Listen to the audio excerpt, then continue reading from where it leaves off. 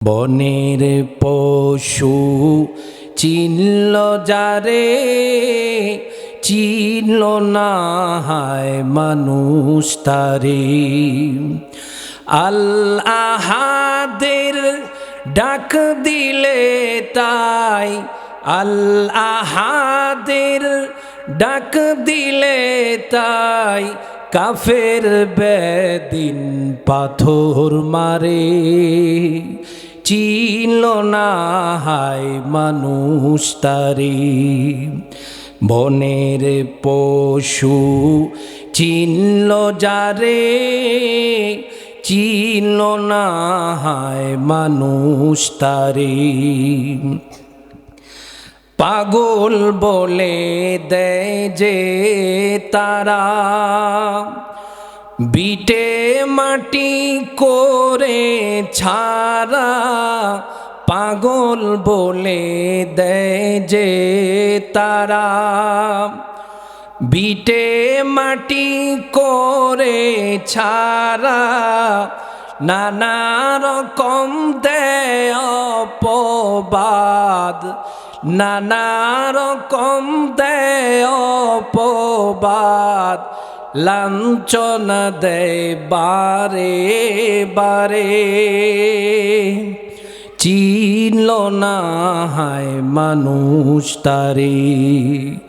বনের পশু চিনল যারে, চিনল না হায় মানুষ তারে। আল আহাদের ডাক দিলে তাই, আল আহাদের ডাক দিলে তাই, কাফের বেদিন পাথর মারে। চিনল না হায় মানুষ তারে। বনের পশু চিনল যারে, চিনল না হায় মানুষ তারে। জান্নাতীদেরকে যখন জান্নাতের মধ্যে দেওয়া হবে,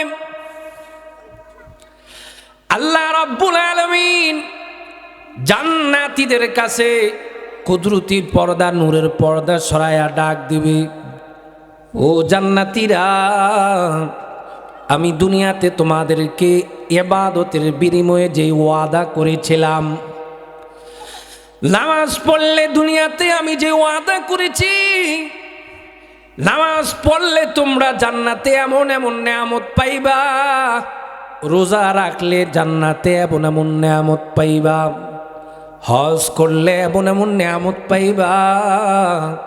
আমি আল্লাহ যে দুনিয়াতে তোমাদেরকে ওয়াদা দিয়েছিলাম, বলো জান্নাতের ভিতরে এসে কি তোমরা আমার ওয়াদা অনুযায়ী, আমার প্রতিশ্রুতি অনুযায়ী আমি যা যা বলেছি সব কি তোমরা জান্নাতের মধ্যে পাইছো কিনা জবাব দাও।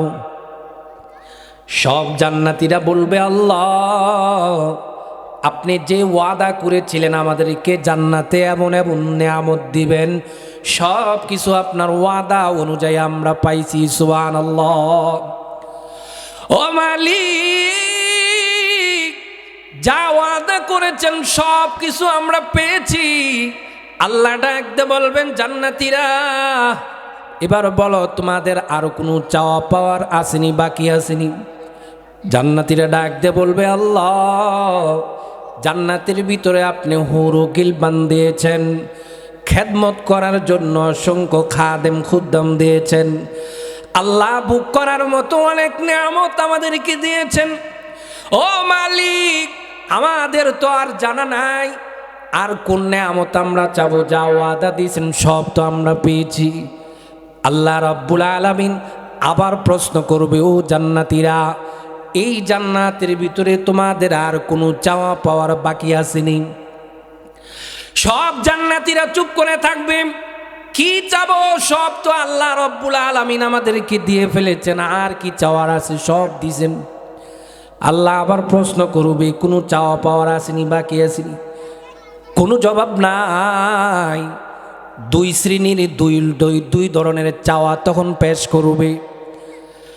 শহীদ যারা হয়েছে আল্লাহর রাস্তায়, যারা জিহাদ করে করে শহীদ হয়েছে, শহীদ যারা তারা ডাকতে বলবে, আল্লাহ আমাদের কোনো চাওয়া পাওয়ার নাই, তবে একটা চাওয়া আছে, ও মালিক আমাদেরকে আবার হায়াত দেন, হায়াত নিয়ে দুনিয়াতে যাব, তোমার রাস্তায় জিহাদ করে আমরা তোমার রাস্তায় আবার শাহাদাত বরণ করতে চাই। সুবহানাল্লাহ। এইটা ছাড়া আমাদের আর কোনো চাওয়া পাওয়ার নাই। আল্লাহ আমাদেরকে আবার হায়াত দেন, ও মালিক আপনি যদি আমাদেরকে হায়াত দেন, এই হায়াত নিয়ে দুনিয়াতে যাব, তোমার রাস্তায় হায়াতটাকে বিলীন করে আবার শাহাদাত বরণ করব। কারণ তোমার রাস্তায় শহীদ হইলে যে এত মর্যাদা আগে জানতাম না, শাহাদাতের পরে জান্নাতে এসে বুঝতে পেরেছি। সুবহানাল্লাহ। আরেক শ্রেণীর জান্নাতীরা কোনো কথা বলবে না, সব জান্নাতি সেদিন আলেম ওলামাদের দিকে তাকায় থাকবে, আমাদের কোনো চাওয়া পাওয়ার নাই, আল্লাহ যে বারবার প্রশ্ন করতেছি কি জবাব দিব। ও ওলামায়ে কেরাম আপনারা যারা আছেন আপনারা জবাব দেন, জোরে কোন আল্লাহু আকবার, আরো জোরে বলেন আল্লাহু আকবার।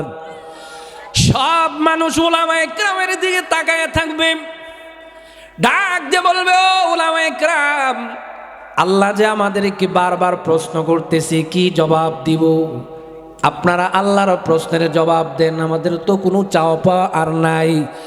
আলেম উলামা তখন ডাক দিয়ে বলবে, মালিক দুনিয়াতে ইবাদত বন্দেগী করেছি জান্নাত পাওয়ার জন্য নয়, দুনিয়াতে ইবাদত বন্দেগী করেছি এই ফল ফ্রুট পাওয়ার জন্য নয়।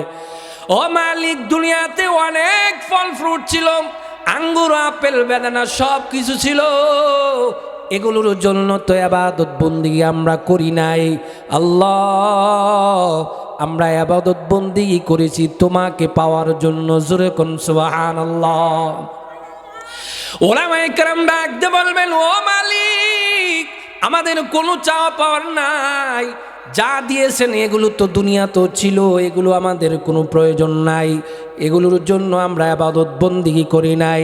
আল্লাহ আপনাকে খুশি করার জন্য ইবাদত বন্দেগী করেছি, আপনাকে পাওয়ার জন্য ইবাদত বন্দেগী করেছি।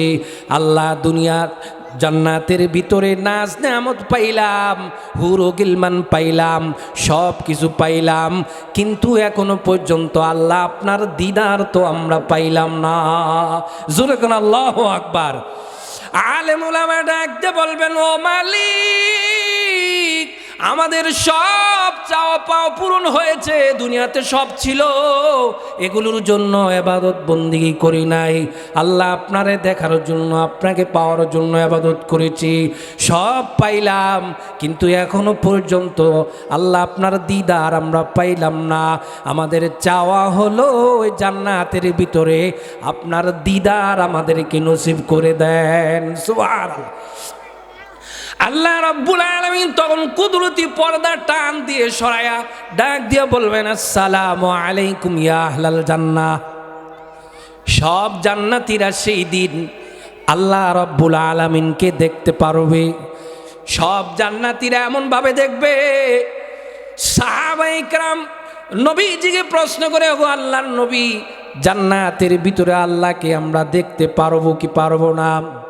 আল্লাহর নবী দৃষ্টান্ত দিয়ে বলেন, ও সাহাবীরা পূর্ণিমার চাঁদ যখন আকাশে 14 তারিখের রজনীতে ওঠে তোমাদের দেখতে তখন কোনো সমস্যা হয়নি, সব মানুষ একসাথে দেখলে মানুষের কোনো সমস্যা হয়নি, ওই আকাশের চাঁদকে দেখতে তোমাদের কোনো সমস্যা হয়নি।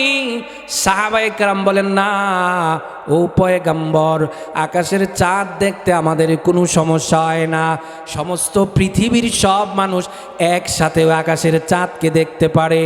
আল্লাহর নবী ডাক দিয়ে বলেন, ও সাহাবীরা শোনো, কিয়ামতের কঠিন ময়দানে জান্নাতের ভিতরে আল্লাহ রাব্বুল আলামিন মুমিন বান্দাদেরকে যখন দিদার করবেন, যখন দিদার দিবেন, মুমিন বান্দারা জান্নাতীরা আল্লাহকে এইভাবে দেখবে, কোনো ধরনের সমস্যা হবে না। সুবহানাল্লাহ। আকাশের পূর্ণিমার চাঁদকে যেমন দেখতে পারো কোনো সমস্যা হয় না, জান্নাতের ভিতরে আল্লাহরে দেখবা তোমাদের কোনো সমস্যা হবে না, এইভাবে আল্লাহরে দেখতে পারবা। সুবহানাল্লাহ।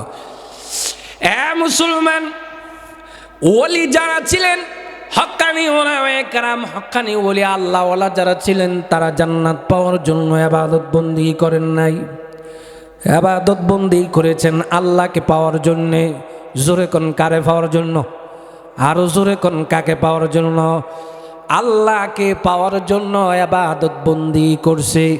আব্দুল কাদের জিলানী রহমাতুল্লাহি আলাইহি উনি ডাক দিয়ে বলেন, আল্লাহ আমারে জান্নাতে দাও আর জাহান্নামে দাও, যেখানে দাও এমন জায়গায় রাখো যেই জায়গায় থাকলে যেন মালিক তোমারে আমি দেখতে পারি। সুবহানাল্লাহ।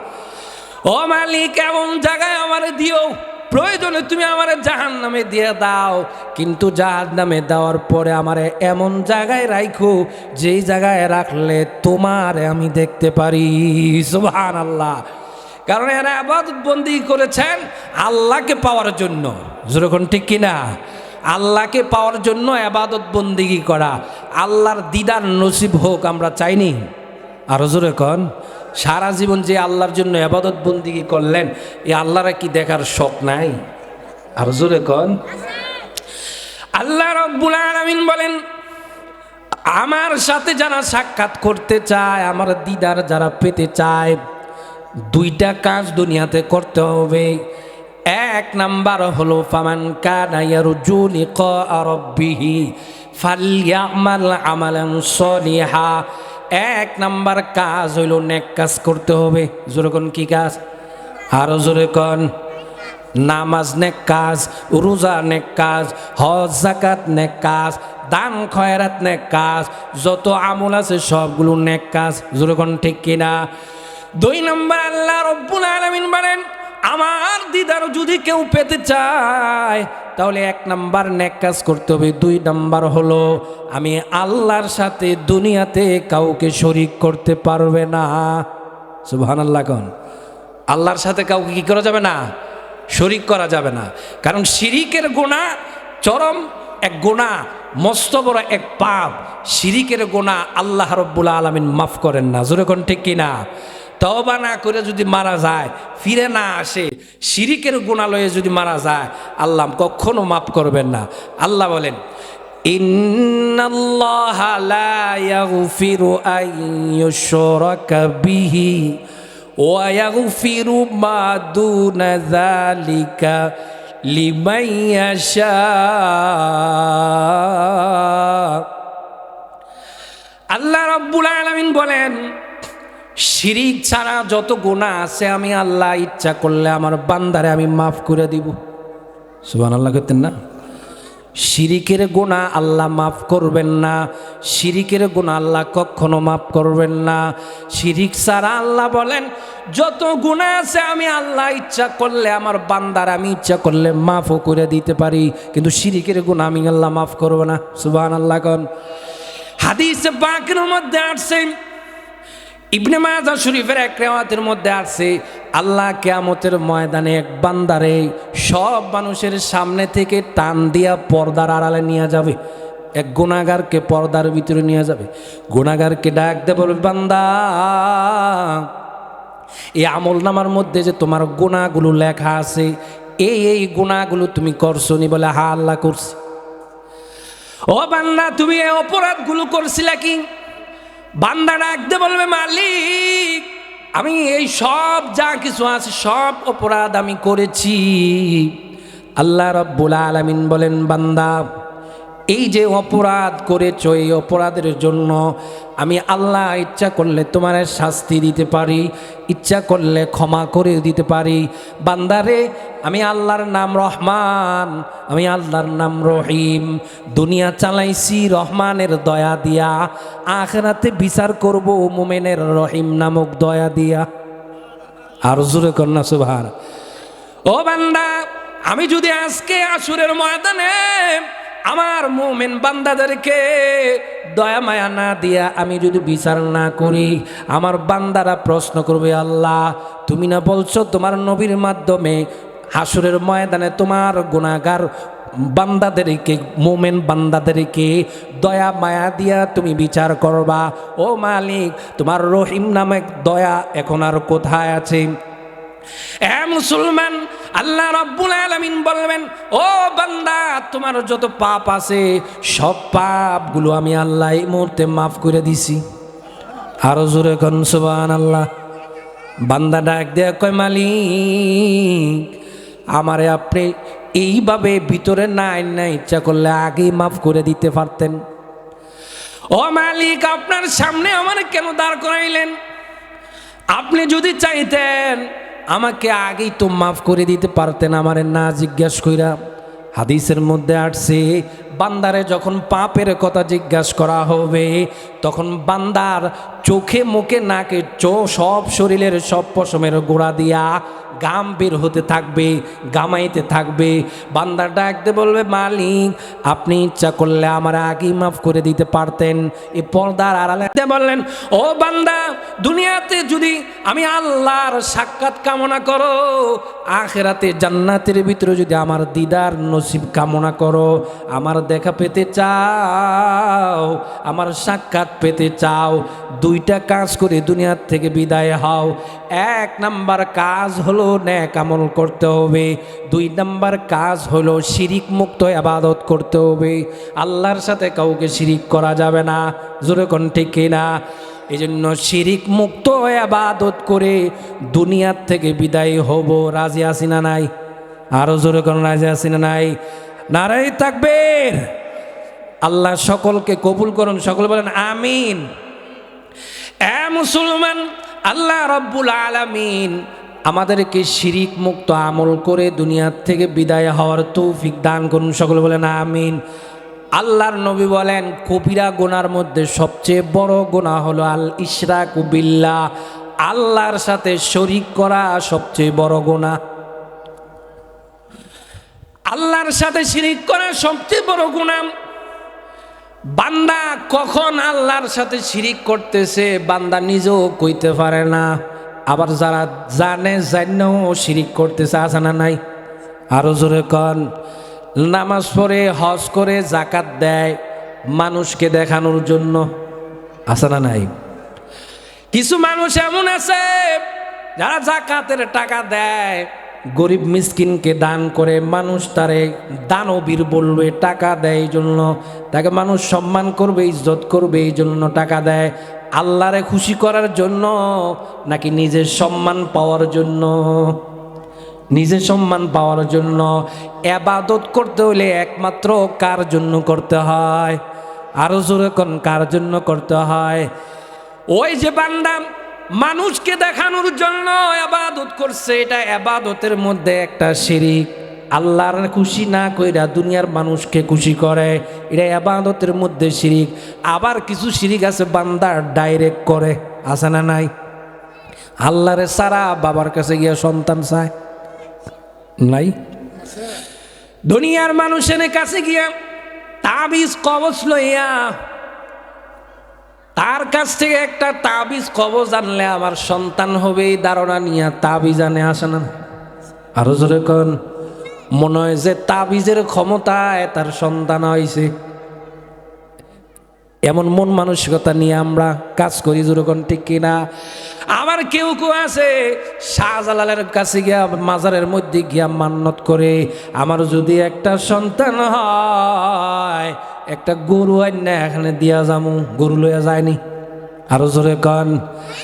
দুনিয়ার কোনো মানুষের কোনো ক্ষমতা নাই, সন্তান দেওয়ার ক্ষমতা কারো নাই, নবীদেরও নাই, ওলিদেরও নাই, দুনিয়ার কোনো মানুষের ক্ষমতা নাই। যদি ক্ষমতা থাকতো ইব্রাহিম নবী 80 বছর বয়স কেন সন্তান হয় না, পায় না, ঠিক কিনা?